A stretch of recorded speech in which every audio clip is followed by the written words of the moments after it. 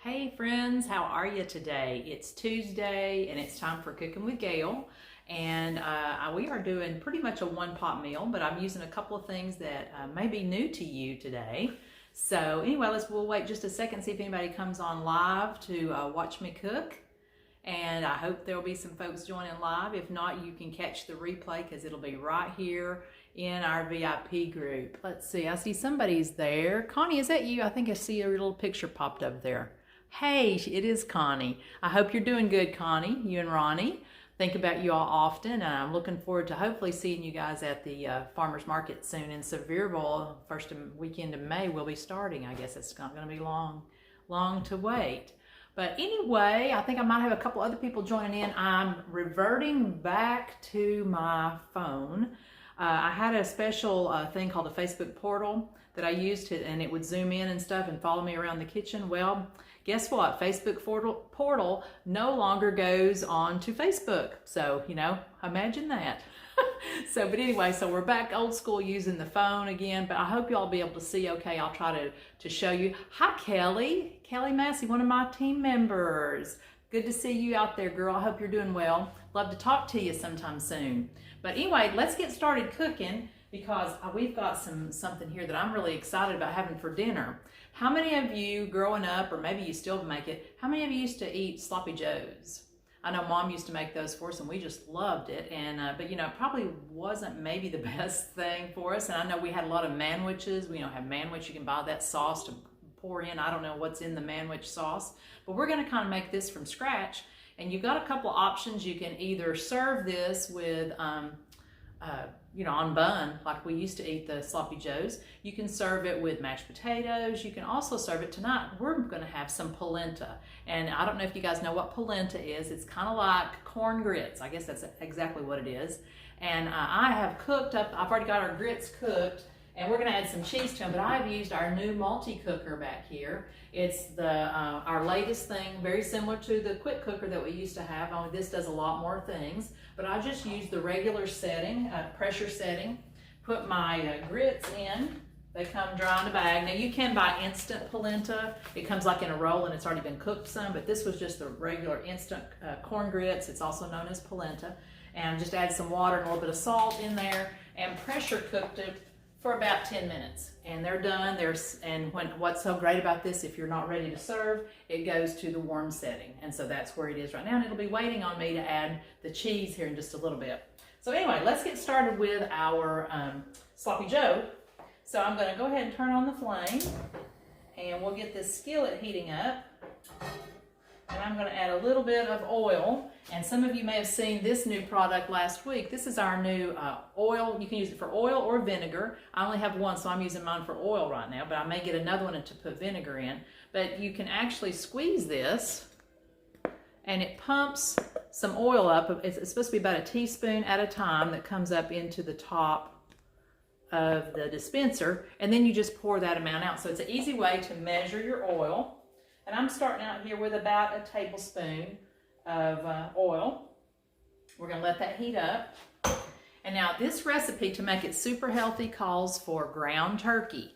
I don't do ground turkey. My husband would not allow it. So we're using some lean ground beef that I got from my friend Kelly Goebel over in Talbot. And so we're using a pound of her ground beef. She raises those cattle over there, her and her husband and her kids, and they've got a great farm. And if you're looking for a place to buy some fresh beef, let me know and I will give you her information. And she also happens to be a consultant on my Temperate Chef team, so that's a pretty good deal. So she's a good friend of mine. So anyway, we're just going to add this beef in here and let that start browning up. We're going to take our trusty old mixing chop and break that beef apart so it can start cooking nice and even.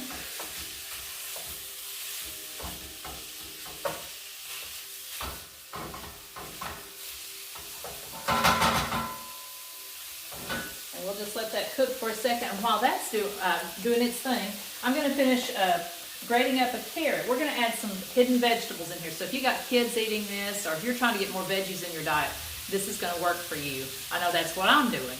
So I've got a carrot, one whole carrot. It was a big one. I've grated most of it already. We're just going to continue grating this up with our adjustable coarse grater. This is the greatest thing.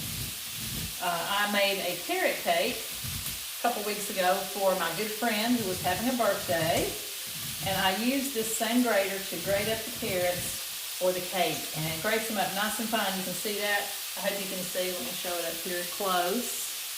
So it does a great job grating vegetables. Or we're going to also use it to grate some cheese to go in our polenta. So let's see. I believe that's about as far as I'm going to go because I want to keep my thumb. Don't want to get too close to the blade. I'm not using my food holder like I should be. There we go. And I'm just going to rinse this off because we're going to use it again in a few minutes for some cheddar cheese. So we'll just rinse that and set that over here to the side. Alright, let's check this beef out. It's browning up pretty nicely. I'm going to turn the flame down a little bit.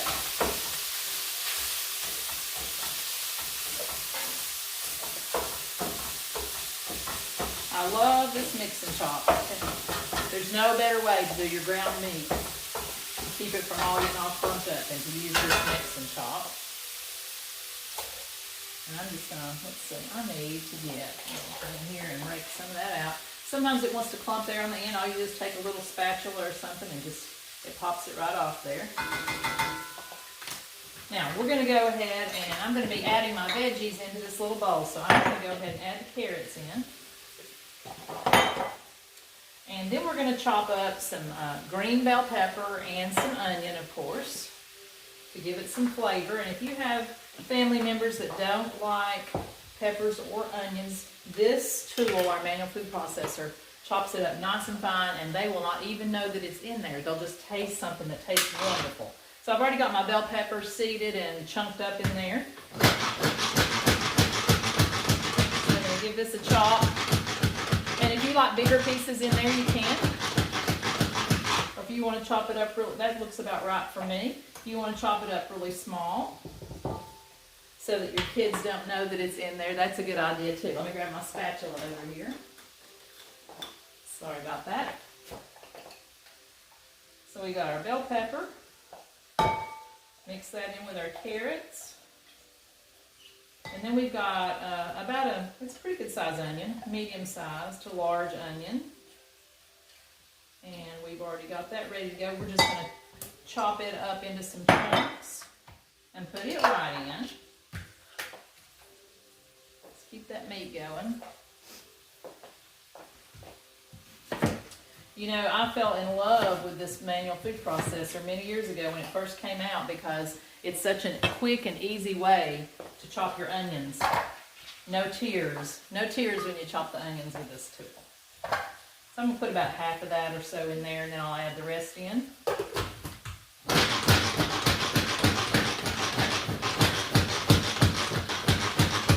Plus, if you didn't go to the gym today, it gives you kind of an upper body workout when you do this. All right, let's throw the rest of these in. Let me just split that piece up a little bit.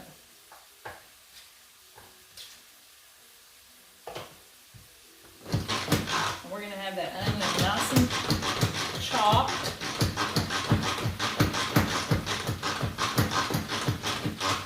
There we go. Oops, there's one piece in there. It needs to go a little bit longer. Yep, got it. So we're going to add all this into our bowl. And then we're going to add a little bit of one of my favorite seasonings. How many of you like our Southwestern seasoning? If you've ever tried it, it's great. Oops. It's great in just about any type of Southwestern Mexican dish that you want to make. It has a little bit more flavor than just a regular taco seasoning. There we go. So let's put our onion in here, and then we're going to add some of that seasoning. Then we're going to throw our veggies in and let them cook a little bit with the meat before we add our other ingredients.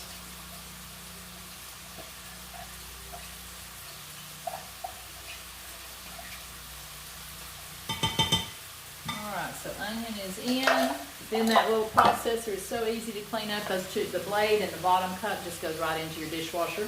And the lid, this part, you don't want to put it in underwater. You're just going to wipe it clean. You can get a soapy rag and wipe that off, and it'll be good to go for the next round.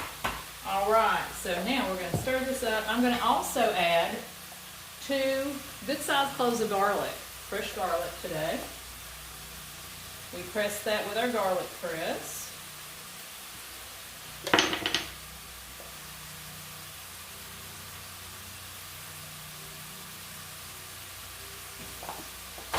Oh, this beef smells so good. Hardly any grease in here. Kelly, this is great ground beef, if you're watching me.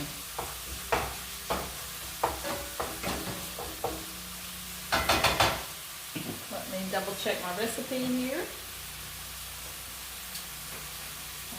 Okay. Alright, so we got all of our veggies mixed together along with the garlic. And in just a second, we're going to add that right into the skillet with our meat. Then we're going to get that cheese grated up. It's going to go into the polenta. Plus, we're going to keep a little bit of cheese out just to put on top of the sloppy Joe mixture too. Because I like cheese. I don't know about you guys. And I know if you've got some hungry kids there or a hungry hubby, they're going to love this recipe along with all that extra cheese too. That's looking really good. Now, and if you like ground turkey, feel free. The recipe actually calls for that. But if you get good ground beef, I think you're going to do just as well. Alright, so now we're going to take these veggies and dump those right in with our meat and let them cook up a little bit. We want the onion to be kind of translucent, and then that'll be long enough for all the vegetables. We're just going to mix that right in.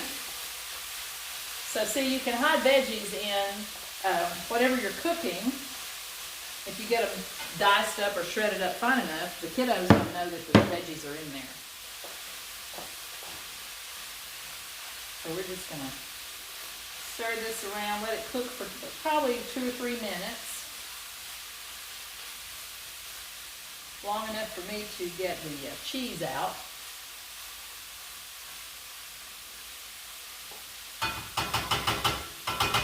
Alright, in the meantime, I want to talk to you a little bit about this multi-cooker over here. We talked about it some last week.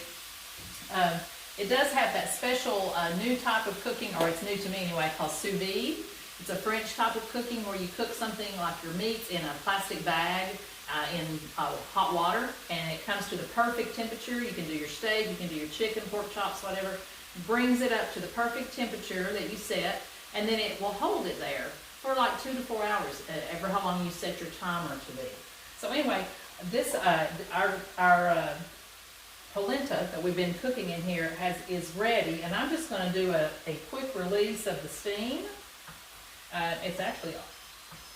It's going to come right out because this is a natural release, and it's probably about all come out already anyway because it's been sitting there for a few minutes. So that way it'll be ready for us to open up here in just a minute when we get the cheese ready. So these are going to be cheese grits. We're going to add a little bit of milk to them and also a little bit of cheese. So I've got about 4 ounces of mild cheddar, and I'm just going to bring my grater back over here, and we're just going to grate all of this up. We're going to put probably about half of it in with the grits or the polenta, and then we'll save the rest to go on top of our sloppy joes. Look at that nice fresh grated cheese. If you need a good cheese grater or for any type of foods, this is a wonderful grater.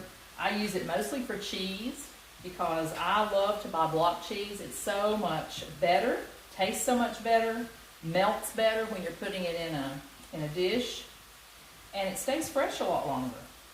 You buy that cheese that's already grated up. I know it's easy, and sometimes I buy it too if I need a lot of cheese for a specific thing, but it just does not taste the same, doesn't melt. It's just not as good. And this block, look at this. Look how much cheese this is. That was half of your block. So I really think that it's more economical as well. So look at that. Look at that nice cheese. And then, of course, your grater just goes right into the dishwasher. Okay, let's check out our veggies over here. And our ground beef. Oh, this is going to be so delicious.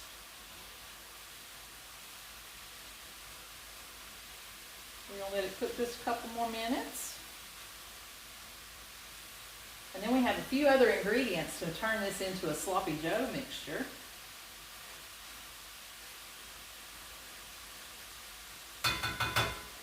Okay, so we're going to go ahead and add our Southwestern seasoning. I believe, let's see, I think it calls for 1 tablespoon. Yep. 1 tablespoon of our Southwest seasoning. It's going in.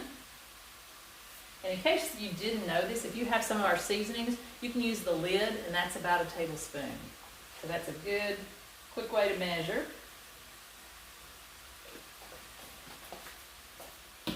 Then I'm going to add, I've got about 3 tablespoons of brown sugar.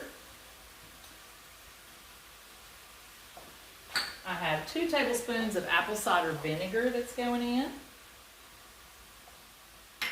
And I have a cup of tomato sauce, just plain old tomato sauce.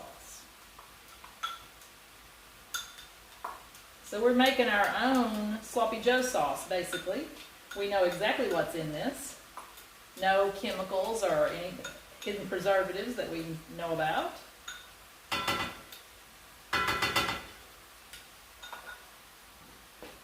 And then last, I have 1 can of pinto beans that I rinsed and drained really well. So this is going to add some extra protein in. So we're going to throw those beans in and stir everything up.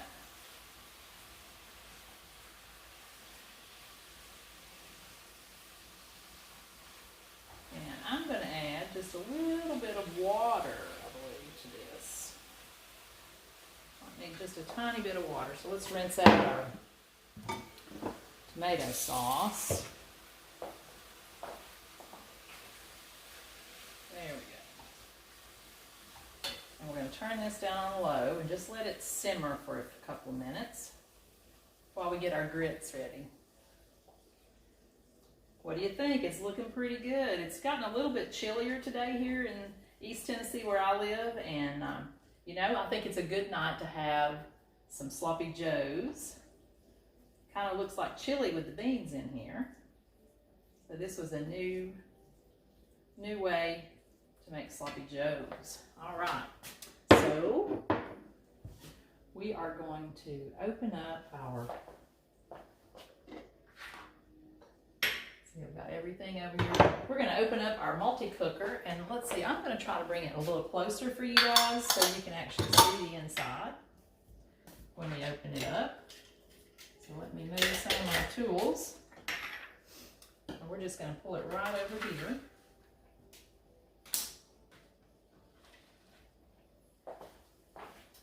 Okay, so we're going to cancel, and we're going to turn it off and unplug. And it does have a nice little handles on the side so you can pick it up and carry it around. It does not get hot on the outside. It just gets a little warm, but it's not too hot to touch. And then we're just going to open this up and check out these nice grits that are going to turn into cheese grits here in just a moment. Let me get my spoon. Oh, they look awesome. Let me give them a little stir here, and then I'll show them to you. Then we're going to add our cheese in, but let me get my little mitts here so I can pull this pot out so you can see my polenta. It's like yellow cornmeal that you cook up. Hey, I see Shirley and Nancy. How are you guys doing? All right, so we've got our polenta here, which is actually corn grits that we've cooked in our multi-cooker. and they turned out perfect. You didn't have to worry about stirring or anything because it wasn't on top of the stove. All right, so I'm going to add about half this cheese. We're just going to sprinkle that in. We're going to add in a couple tablespoons of chives. Give it a little onion flavor. And then I'm going to add a little bit of milk just to get it to the right texture. Let me stir that cheese in there. Oh my, this looks so good. Called for it to add in about a half a cup of milk, so we're going to see, we may not need all of that. Those look wonderful. I'm a cheese grits fan anyway. I don't know if you guys love cheese grits as much as I do. I guess that's because I'm a Southern girl. I love the grits. My husband laughs all the time, says a grit is a girl grits are girls raised in the South. And I think that's true. So anyway, let's bring this over and let y'all get a look at it now since I added the cheese. Tell you what, I'm going to add a little more cheese. And we can always grate some more if we need it. Get that mixed in.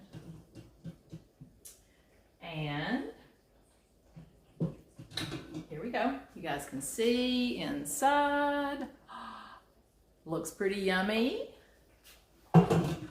And our Sloppy Joe skillet over here is absolutely perfect. I'm going to turn this off. And I'm going to bring this over where you guys can get a closer look at it. Now, you can actually eat this, like I said, you can eat this on a bun, or where you can have it with the polenta like we're doing. It goes well over with mashed potatoes or over mashed potatoes, but just use your imagination.